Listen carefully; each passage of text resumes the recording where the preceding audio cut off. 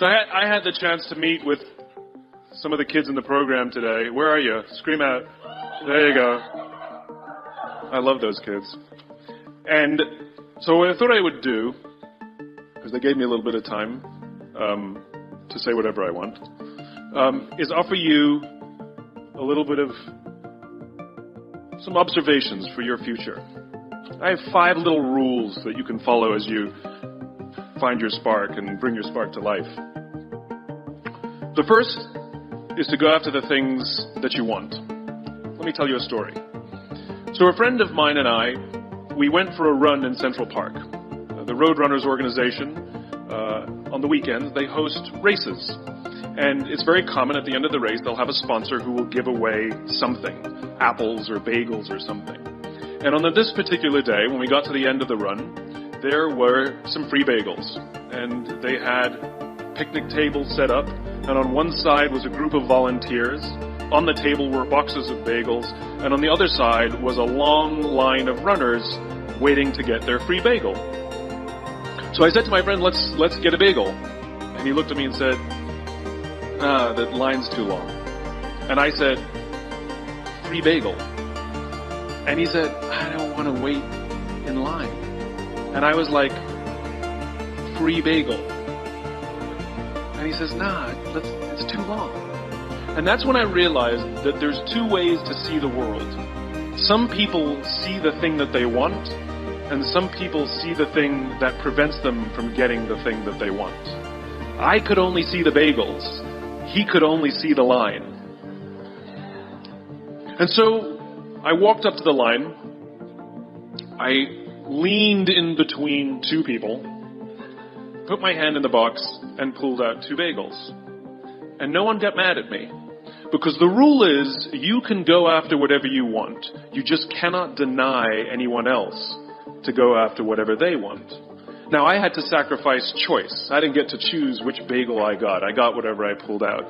But I didn't have to wait in line. So the point is you don't have to wait in line. You don't have to do it the way everybody else has done it. You can do it your way. You can break the rules. You just can't get in the way of somebody else getting what they want. That's rule number 1. Rule number 2. I like this one. In the 18th century, there was something that spread across Europe and eventually made its way to America called puerperal fever, also known as the Black Death of childbed. Basically what was happening is women were giving birth and they would die within 48 hours after giving birth. This Black Death of childbirth was the ravage of Europe, and it got worse and worse and worse over the course of over a century. In some hospitals, it was as high as 70% of women who gave birth who would die as a result of giving birth. But this was the Renaissance. This was the time of empirical data and science, and we had thrown away things like tradition and mysticism. These were men of science. These were doctors.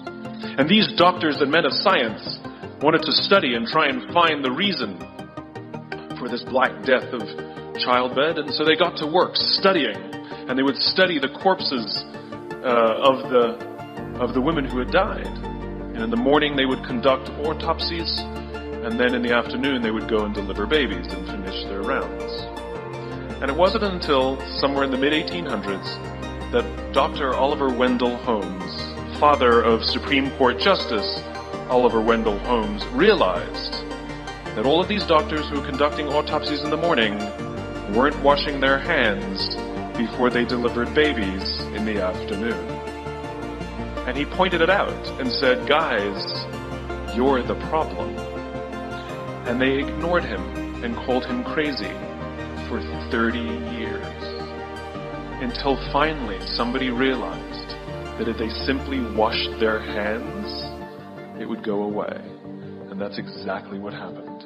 When they started sterilizing their instruments and washing their hands, the Black Death of childbed disappeared. My point is, the lesson here is, sometimes you're the problem. We've seen this happen all too recently with our new men of science and empirical studiers and these men of finance who are smarter than the rest of us until the thing collapsed. And they blamed everything else except themselves. And my point is take accountability for your actions. You can take all the credit in the world for the things that you do right, as long as you also take responsibility for the things you do wrong. It must be a balanced equation. You don't get it one way and not the other. You get to take credit when you also take accountability. That's lesson 2. Lesson 3. Take care of each other. The United States Navy SEALs are perhaps the most elite warriors in the world.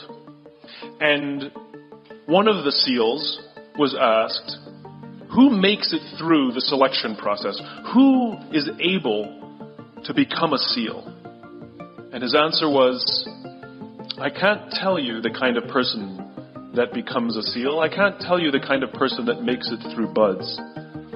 But I can tell you the kind of people who don't become SEALs. He says the guys that show up with huge, bulging muscles covered in tattoos who want to prove to the world how tough they are, none of them make it through. He said the preening leaders who like to delegate all their responsibility and never do anything themselves, none of them make it through. He said the star college athletes who've never really been tested to the core of their being, none of them make it through. He said some of the guys that make it through are skinny and scrawny. He said some of the guys that make it through, you will see them shivering out of fear. He says, however, all the guys that make it through, when they find themselves physically spent, emotionally spent, when they have nothing left to give physically or emotionally, somehow, some way, they are able to find the energy to dig down deep inside themselves, to find the energy to help the guy next to them. They become SEALs, he said. You want to be an elite warrior. It's not about how tough you are. It's not about how smart you are. It's not about how fast you are.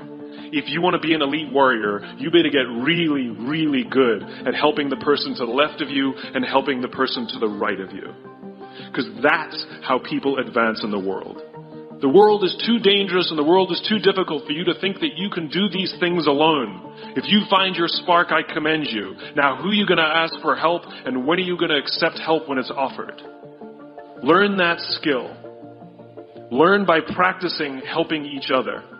It'll be the single most valuable thing you ever learn in your entire life. To accept help when it's offered and to ask for it when you know that you can't do it. The amazing thing is when you learn to ask for help, you'll discover that there are people all around you who've always wanted to help you. They just didn't think you needed it because you kept pretending that you had everything under control. And the minute you say, I don't know what I'm doing, I'm stuck, I'm scared, I don't think I can do this, you will find that lots of people who love you will rush in and take care of you. But that'll only happen if you learn to take care of them first.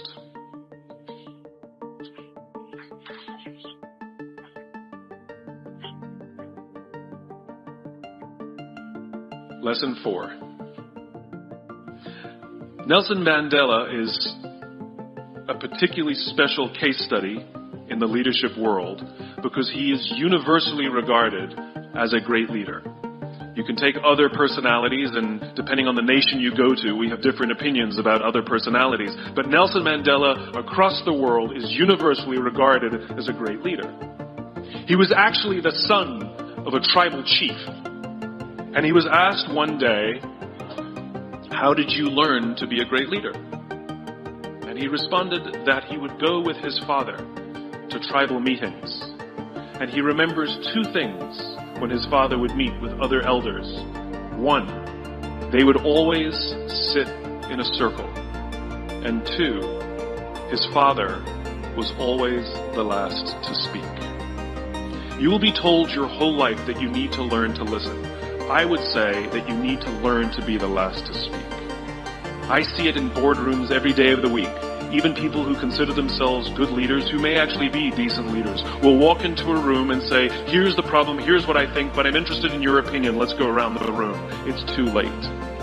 The skill to hold your opinions to yourself until everyone has spoken does two things. One, it gives everybody else the feeling that they have been heard. It gives everyone else the ability to feel that they have contributed. And two, you get the benefit of hearing what everybody else has to think before you render your opinion. The skill is really to keep your opinions to yourself. If you agree with somebody, don't nod yes. If you disagree with somebody, don't nod no. Simply sit there, take it all in, and the only thing you're allowed to do is ask questions so that you can understand what they mean and why they have the opinion that they have. You must understand from where they are speaking, why they have the opinion they have, not just what they are saying. And at the end, you will get your turn. It sounds easy, it's not. Practice being the last to speak. That's what Nelson Mandela did. Number 5. Monty Python. 1, 2, 5, 3. For all the other nerds in the audience. There's one. Number 5. My favorite one of all. True story. There was a former Undersecretary of Defense who was invited to give a speech at a large conference, about 1,000 people.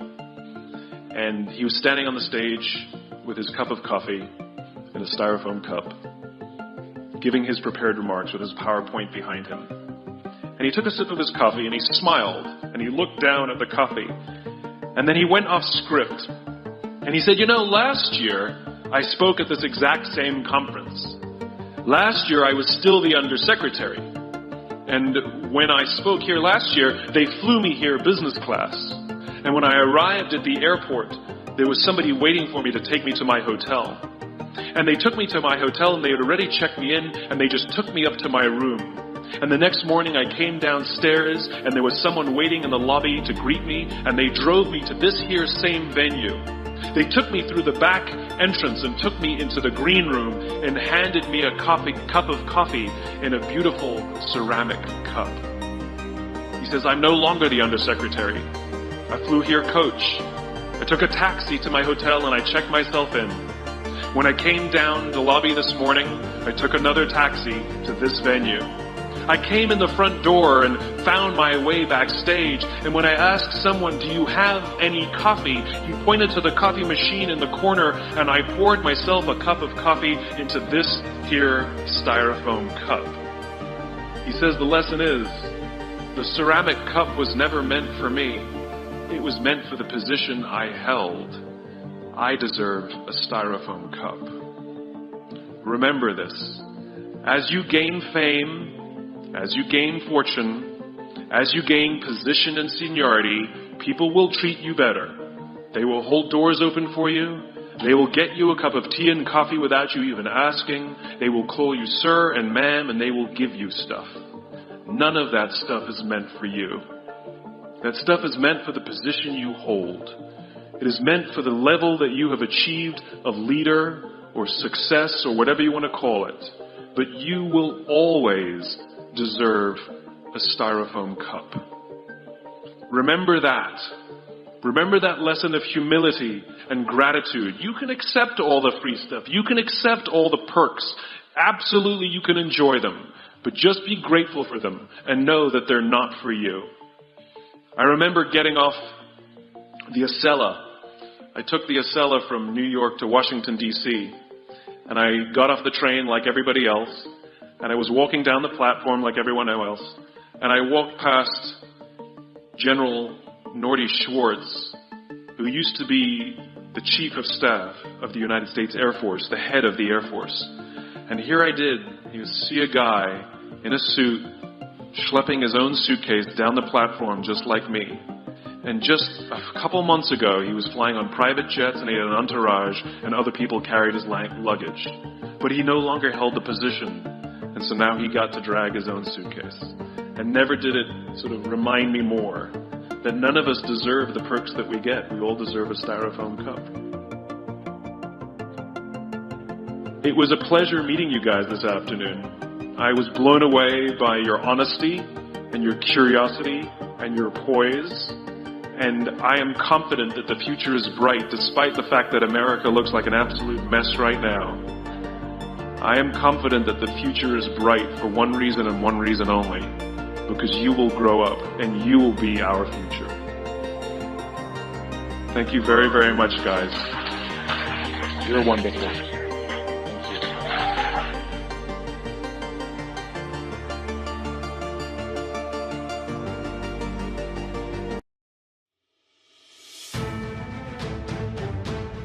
I got to soar amongst the clouds. I got to soar amongst the clouds. I got to soar above the clouds. Nothing is going to stop my purpose.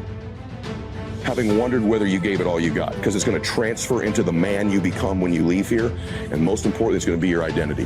When you get tired, when you get fatigued, when you get down, when you're in a slump, it's your habits, rituals, routines, and your standards that carry you through. So whether you have talent, whether you don't, the only thing that matters is, will you persevere? Will you stick with it long enough to get great? Nothing is going to stop my purpose, because I got the attitude like an eagle. So keep on flying high. Don't let the rejection stop you. Don't let people tell you that you're not good enough. If you got an idea, then stand on it. If you got something in you and you want to share it with the world, put it out there. Maybe everybody is not going to listen. Maybe everybody doesn't want to hear what you got to say. Maybe everybody doesn't want you in their camp. You got to be that eagle. You got to get up. You got to fly. You got to soar.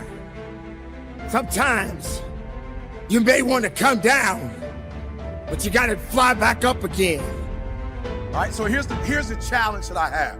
So there are two groups of people walking the earth. All right, you got one group right now. Now, both groups have these dreams and these goals. Both groups, from the time that they were young, saw things on television, read things in books. They physically saw people doing things. It was like, yo, I want to do that. Like, I want that. I remember being a kid, you know, and I used to watch the Brady Bunch. And I used to be like, yo, I want a family like that.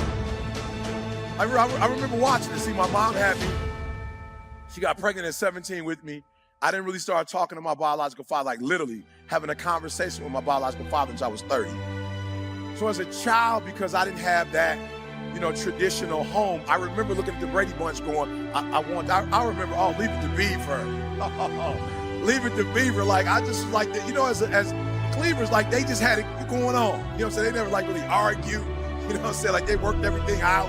Everybody like had roles. It was just, they were great. Sometimes you got to cruise, but you got to be powerful even when you're cruising. Ego attitude is such a beautiful thing. It's truly magnificent. Just look at that eagle. Do you have that mindset? Do you trust in your abilities? Do you know that you have something special within yourself? Or do you trust in the things that people said you couldn't do? Did you let the world show you that you didn't have what it takes to be what you wanted to be? You never see an eagle complaining. You never see an eagle whining and worrying about how it's going to get its meal. Eagle knows what it must do. Right? And so I remember growing up, like, yo, one day, like, this is my reality. But one day I'm gonna have a family just like Leave It to Beaver. Like, I remember saying it to myself. And I remember friends, like, they want to drive these kind of cars and live in these type of neighborhoods. I wasn't really thinking about that kind of stuff. I was just like, you know what? Like, one day I just want to have a happy family. Like, I want to come home and I want my kids to like run up to me, Dad. When they get older, I want them to be proud of me. Right? I just had these dreams. I'm gonna put my kids through college. They're not gonna have to pay for college. I'm gonna put them through college. Like they're gonna go to, these big colleges and whatever. And I had dreams, right? I had dreams. And so what I want you to do for me is I want you to, and I know a lot of you are adults and you're adulting, and sometimes you don't have time for dreams and goals and stuff, right? But I want you to do me a favor, like don't let life do you like that. As Thomas Edison said, our greatest weakness lies in giving up. The most certain way to succeed is to always try one more time. I know there are going to be a million times in your life where you want to give up, where you absolutely ache with the desire to quit, where nothing sits inside of your gut other than the certainty that you are going to fail, that you are not good enough to push forward. But that is to fundamentally misunderstand the nature of a failure. The nature of a failure is not to tell you who you are. The nature of a failure is to tell you a way that didn't work. It's to inform. It's to educate you. It's to test you. It's to be a gut check to find out if you believe in yourself enough to push forward even when the world seems to be telling you not to. If you don't have good habits, you don't have good rituals, you don't have good routines, always in your life you will fall down in bad times, in slumps and fatigue and in stress. I don't believe in faking it until you make it. You know what entrepreneurship is, right? It's the greatest self-discovery process in the history of mankind. And you learn more about yourself, what you don't know, your resiliency, how tough you are, what your weaknesses are by being an entrepreneur. It's probably the greatest self-discovery program in the history of the world. It's also this. It's the greatest self-improvement program with the highest compensation package possibly attached to it too. That's what entrepreneurism is, a self-improvement program with massive compensation package attached to it. And that's why too many of you are too focused on growing your company and not focused enough on growing you, because your company will never, ever exceed your identity or your vision. And as Brian Tracy said, attempt the impossible in order to improve your work. Think about that for a second. Attempt the impossible just to get better, to try the things that you know are going to fail, things that the world is going to tell you simply cannot be. But even if it violates the laws of physics, if there's something in that attempt that you're going to learn, you owe it to yourself. You have a fucking moral obligation to try. Because all of the people that will lie in your wake are the people that didn't try simply because they didn't believe that they could do it. You have to be willing to look at the world. You have to be willing to see things that you yourself think are impossible and try. Because in that you will stretch yourself. You have to be willing to look inward at the state of your current skill set and say, I'm going to play outside of that. I'm not going to play where it's safe. Forward. You got to grow you, because what will happen when it starts to grow, you'll start making unconscious mistakes to shrink it, making bad calls, getting weak, getting lazy, making mistakes. You're all nodding because you've all done it, because at some point your business got ahead of you. It will never exceed your identity and your vision, because if the company catches your vision, the company catches your identity, you're dying. One of the things that human beings underestimate dramatically is their capacity to get great at something if they're totally immersed in it. Totally laser focused on something. But as I've coached the very high-end athletes in my life, the top business people and entertainers, I can tell you that most people underestimate what total obsessive laser focused really is and what it looks like, because you are way more powerful than you know you are if you went crazy, psycho, obsessed, laser focused on anything, even something you're totally ill-prepared for. Humans have an unreal capacity to get great at things, even if they don't have a natural talent for it, if they're immersed in it, and to learn something and acquire a ton of knowledge in a short period of time as well. I'm going to play where it hurts. I'm going to play where I feel clumsy. I'm going to play only in the areas that make me feel stupid, because in that I know that the way that the brain responds is through adaptation, but I have to stress myself. You can't ever lose sight of that. The only way that the human animal adapts is through stress. You have to be willing to break things in order to build something new.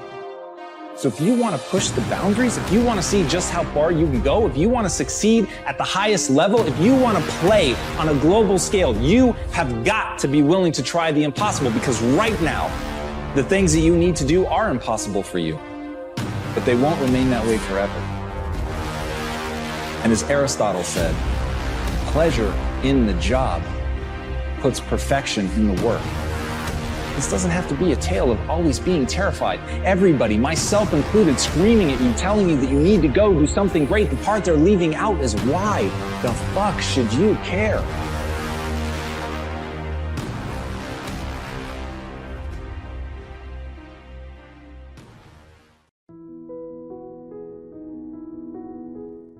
We all make mistakes. We all have times we give in to temptation, let our emotions take over.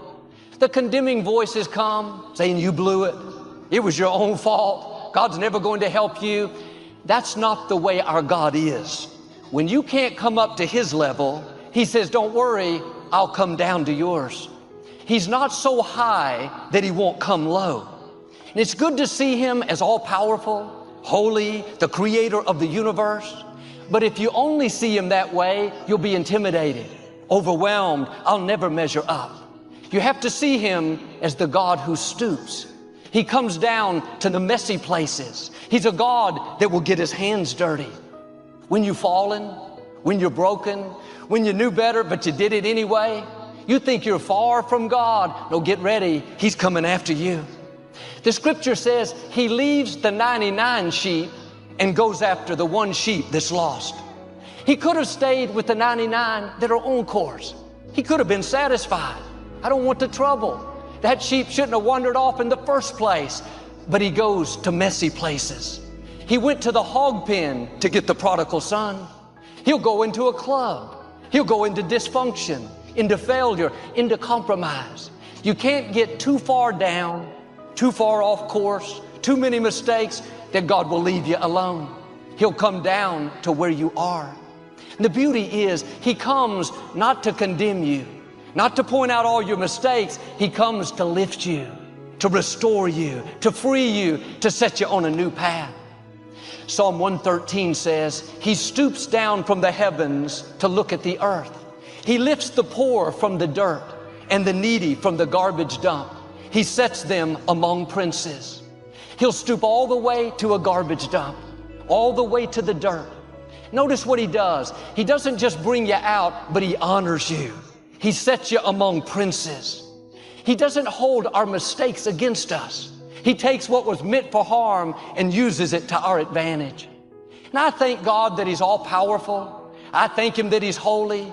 But I also thank Him that He's the God who stoops, the God who picks me up when I fall, the God who shows me mercy when I get off course, the God who comes to messy places and rescues me, restores me, and sets me in a place of honor. Where would we be without the God who stoops? My father was a teenager growing up during the Great Depression. He's very poor. He knew nothing about God, no future to speak of.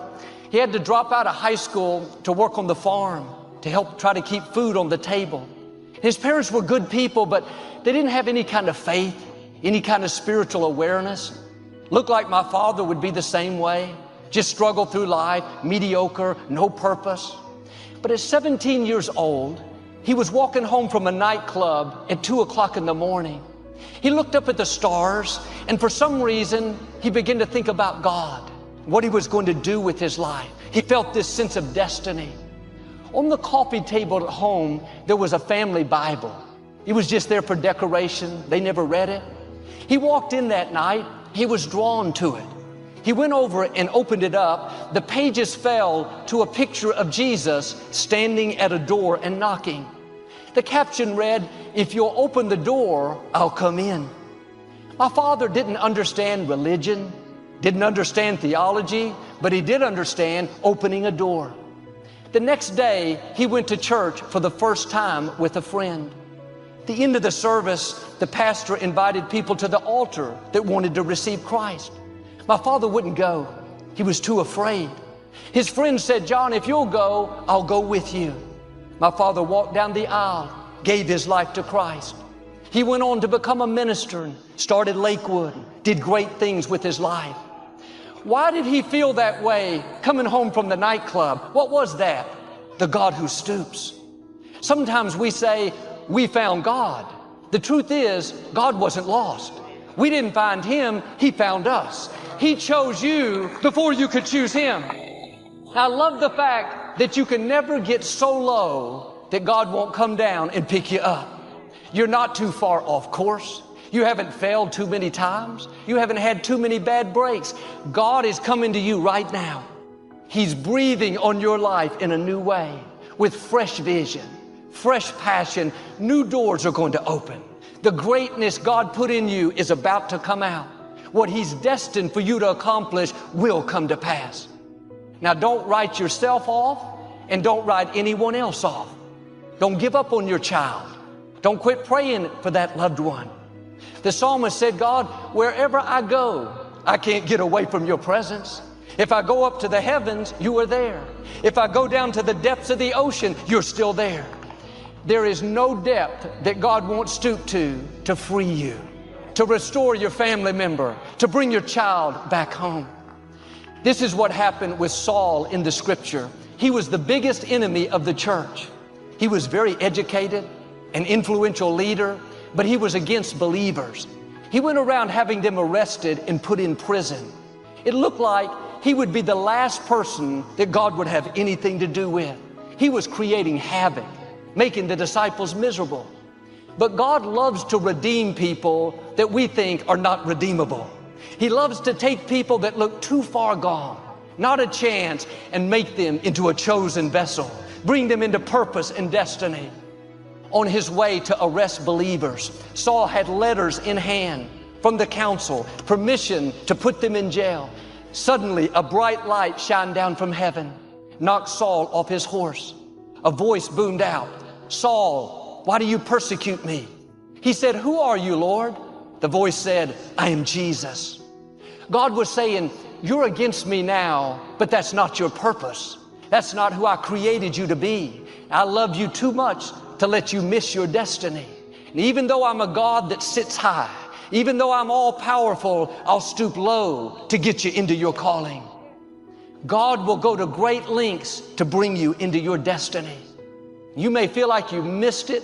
You made too many mistakes. You're too far off course. The good news is we serve a God who stoops, the God that will reach down to redeem, to restore, to set you among princes.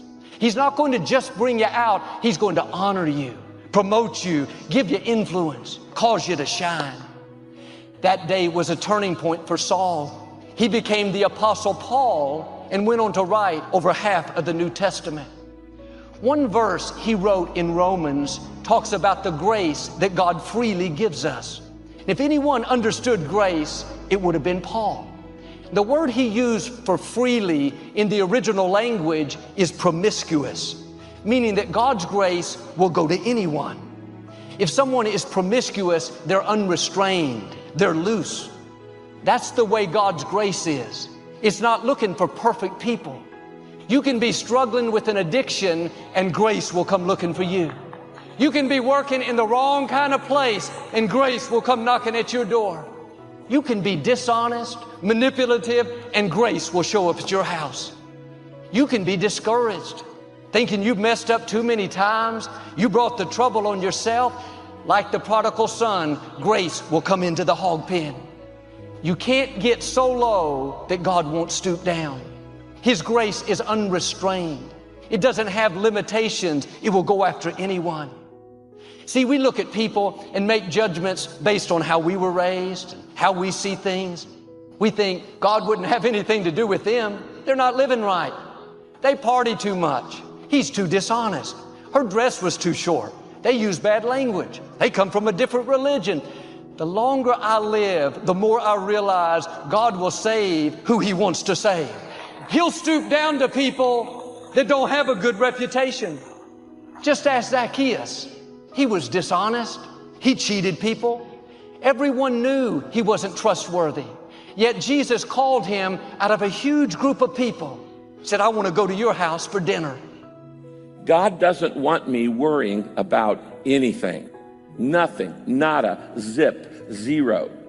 Philippians 4:6, don't worry about anything. That's pretty clear. Instead, pray about everything. We've talked about this many times. You can pray or you can panic. If you're not praying, you're panicking. You can worry or you can worship. If you're not worshiping, you're worrying. You invite worship in the front door, worry goes out the back door. And so God says, I don't want you worrying about anything. Now, why? He says, worry is unreasonable. It's unreasonable. In other words, it doesn't make sense. It's illogical. It is irrational. It is unreasonable. In the first place, we typically worry about the wrong thing. We worry about the little stuff. How I look, how I appear, what I say, who I'm talking to. Stuff, am I going to be late for this meeting? Stuff that isn't going to matter in 5 years. It's all temporary. If you're really going to worry, and God says you shouldn't, but if you were going to worry about things that are eternal. Don't worry about stuff that's not going to matter tomorrow. Jesus says you should never worry, not only because it's unreasonable, it's unnatural. Nature does not worry. It's unnatural. Jesus says, look at the birds. Look at the birds of the air. They don't sow or reap or store away in barns. They're not worried about, do I have enough to live on? And he said, and yet your heavenly Father feeds them. Are you not more valuable than birds? If God takes care of birds, isn't he going to take care of you? And then he says in verse 28 and 29, Matthew 6, why do you worry about your clothes? You go out and look at the flowers. Look at the field lilies. They don't worry about how they look. Yet King Solomon, all of his glory, was not clothed as beautifully as they are. And he said, all of creation trusts my care except humans. He's saying worry isn't natural.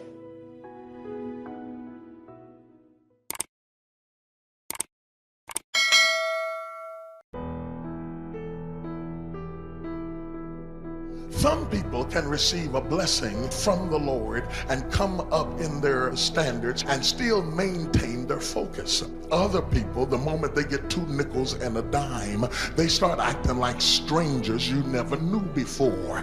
They just cannot handle the blessing of the Lord. One good blessing and they can't speak to anybody, and one good blessing and they're shaking your hand with 3 fingers out.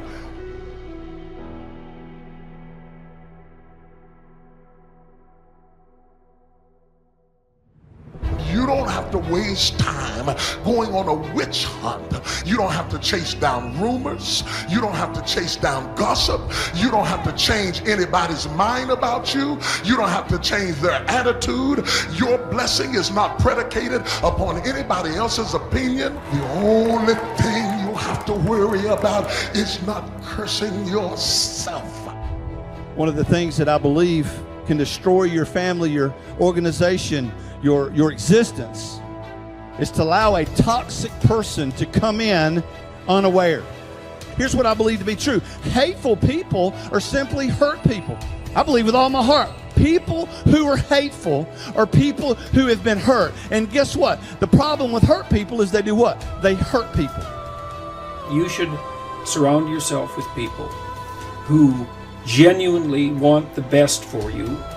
And if the people around you are not supporting you in your endeavors and they put you down and they punish you for your virtues or even punish you too intensely for your faults and fail to reward you when you're doing what you should be doing, that there comes a point where you would be better off finding someone who is actually on your side. And that can even be the case with family members, although of course that's a very difficult decision to make. But sometimes people do have the misfortune of being tangled up with family members who are operating in a manner that's so counterproductive to their health that it's better for them, despite the pain, to cease communication with them. See, a lot of folk won't let you forget what you used to do or what you have done, what mistakes you've made. All of us have made some mistakes in life.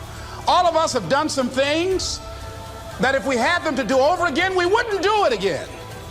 There are a lot of things that if I had it to do over again, if I knew then what I know now, I would have done it differently. Well, it didn't happen that way. And that's what you call life. I didn't do it like that. Oh, you don't want me to live that down? How you want to keep on putting that in my face about what I did? Guess what? I'm not interested. That's what I did then. Won't do it today, so you are picking on an innocent man. There are people that do not want you to lift your head and to walk proudly in this life. What they will say to you is, hey, don't you remember what you did back then? But see, the haters, they see that, and because they don't have that peace, they don't want you to have it either.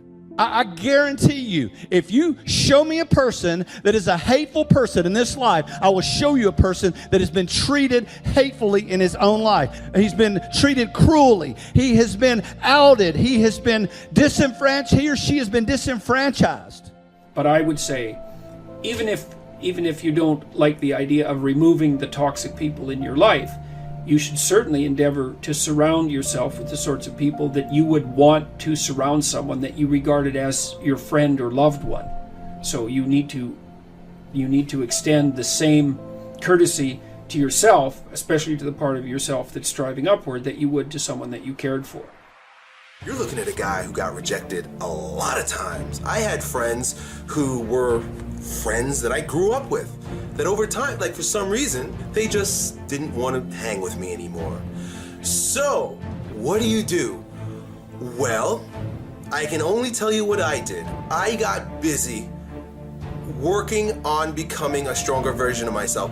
And I put all of my focus and energy on developing my skills as an athlete, getting stronger, getting bigger, getting faster, and getting better at the sport of football. So that allowed me to hone my group of friends, bring in a group of friends, to lead a group of people, and to use the gifts that I've been given, that I naturally have, to gain influence in school and socially. So that's my experience. It was through sports and football. But I guarantee you, bro, that there is something about you that's magnificent, and you're going to have to work on that and find a group of kids that appreciate that. I would invite you to play sports, because that's, it's what I do. But if that's not your inclination, find a group, find other cliques of individuals that you can gain influence with, that you could earn friendships through, because you have a common goal or a common value. Unapologetically get rid of all things, people, and situations that no longer belong in your life. That means you are going to boldly step into and walk into the unfamiliar. Boldly and abruptly get rid of things, people, and situations, relationships, friendships, surroundings. Deciding that you love yourself enough to no longer walk in the direction of pain, drama, or dysfunction. There's no way that you can say that you love yourself when you don't like most of your friends. There's no way that you can say that you are really concerned about your career getting to another level if you still have those managers, agents, lawyers, business people, or anything associated to your business. Let me tell y'all something. I realized a long time ago, I only got one Tyrese Gibson. I'm not angry. I'm convinced. Who wakes up every day and says, I want to invite as many dysfunctional and crazy people in my life and around my life every single day? Who does that? You don't like them, so why are they still there?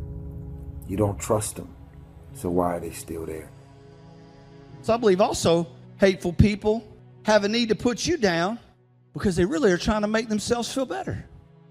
They lose sight of contentment. They stop counting their blessings and they start counting the blessings of other people. That's who they are. There are people that do not like to see you advancing in life. Other thing is that in order to get out of a rut, we need some coaching. Find some trusted critics, people that you know care about you and love you.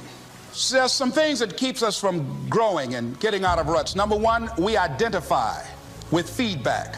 We take it personal when someone wants to give us some feedback on where we are falling short and tell us about our blind spots. We want to have everything being positive about us. We're not perfect. It hurts. I have a friend who's a trusted critic. I don't like him, but I love him. He doesn't tell me the things I want to hear. He tells me what I need to hear so I can grow. It hurts. It hurts when he put me on the hot seat. I can't stand it. But that's the only way that I can grow. And I'm glad that he loves me enough to risk our friendship to tell me what I need to hear, not what I want to hear. Take a look at the people that are around you.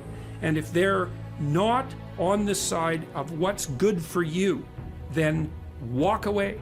You want friends who, when something good happens to you, that's good for you. They're happy about that. They're not like all bitter and resentful underground and like saying horrible things behind your back and trying to drag you down. It's like, that's not helpful.